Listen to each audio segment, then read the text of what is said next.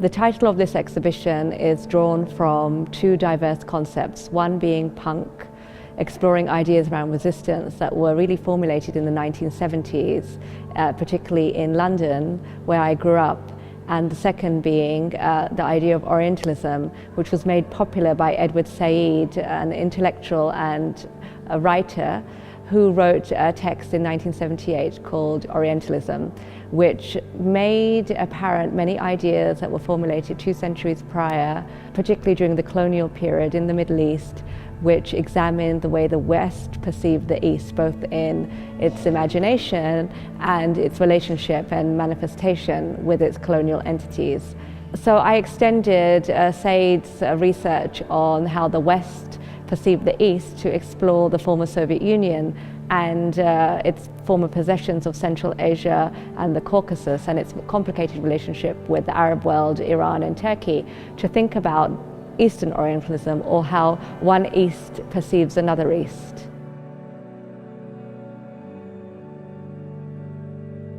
So the exhibition really explores post-Soviet dynamics as accessed through the lens of 15 contemporary artists and collectives living and working in Central Asia, the Caucasus, the Middle East and their international diasporas.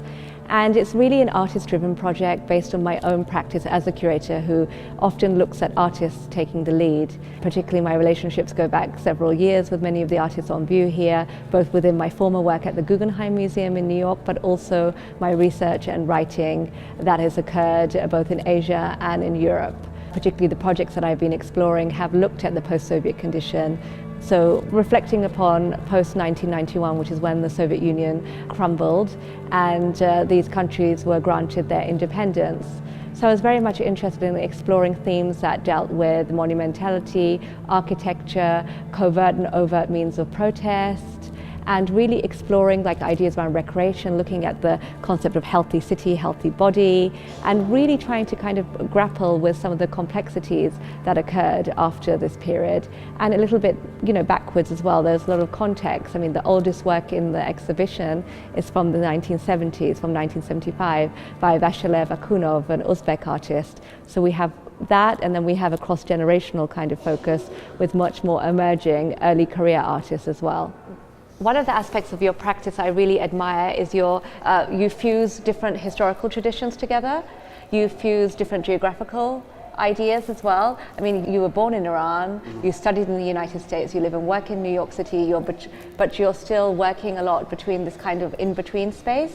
Yeah. You're incorporating ideas from your wider culture, and in particular within the work that's on view here, Projectiles, which is part of a longer-term series of 14 that you have produced. I mean, it's received its debut here in Saskatchewan, but I know that you've shown others. And with your work being very contemporary, but it's still drawing from a lot of historical tradition. Could you speak a little bit about that? So these series are more related to my background from when I was in Iran. So this is basically the last project I did in Iran before leaving the country. And I was so fascinated by the fact that there are people out there that they practicing medieval armor in Iran, and they use it for passion play or for rebuilding artifacts for museums and all this stuff. But I guess somehow it was very well related to the idea of history of Iran, which is about the moments that the wealth and power could sit very well together and turn to a monument.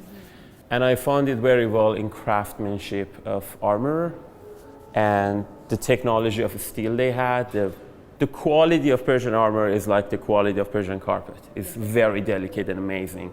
And it's been around for 1800 years. So I started reading about the history of this type of armor. And it's absolutely expensive. So, but it was amazing how when you have a very good set of armor, you are in a safe zone, in a battleground. It's very interesting how there is the same formula about wealth and power that keep you in a safe zone doesn't matter in which century.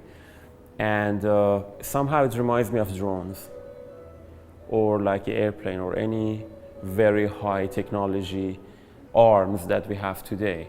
And it somehow is connected to my background because of my father and the military and Air Force background of my dad and anything.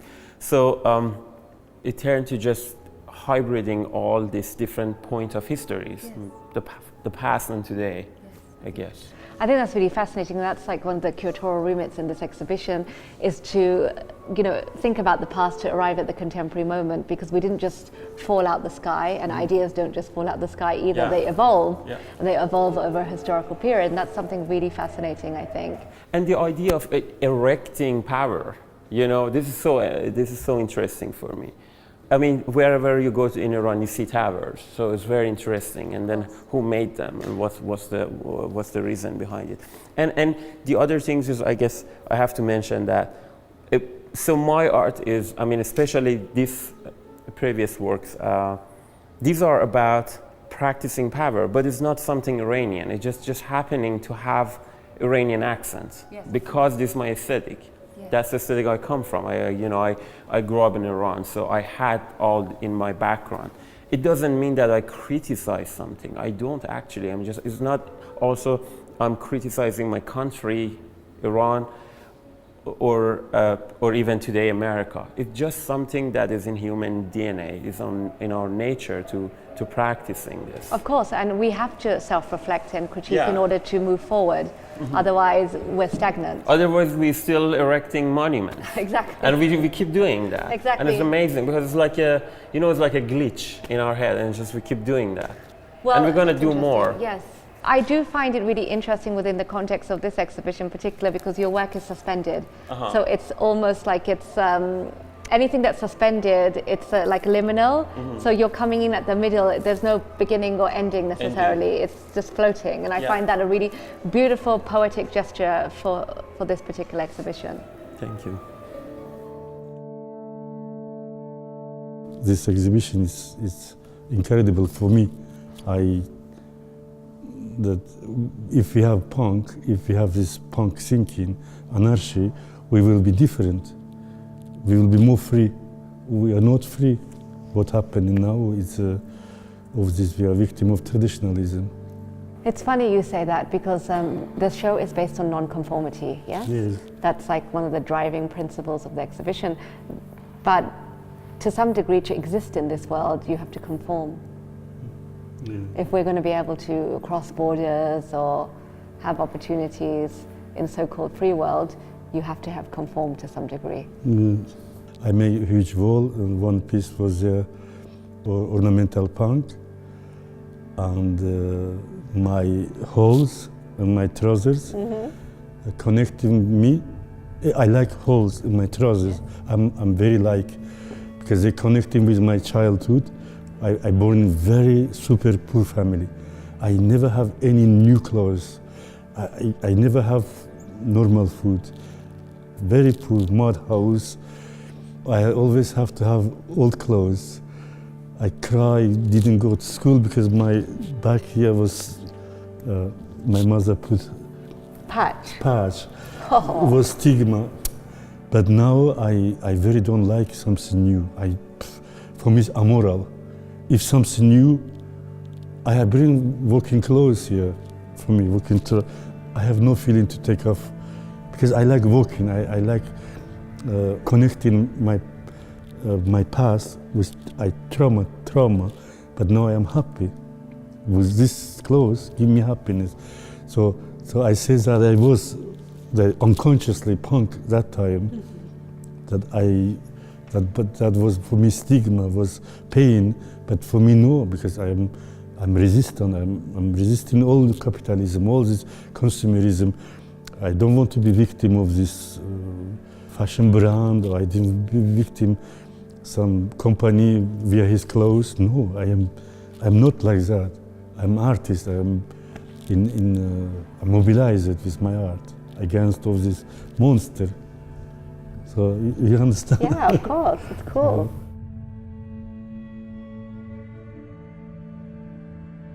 Part of the MacKenzie's mandate is to present the most compelling art from around the world.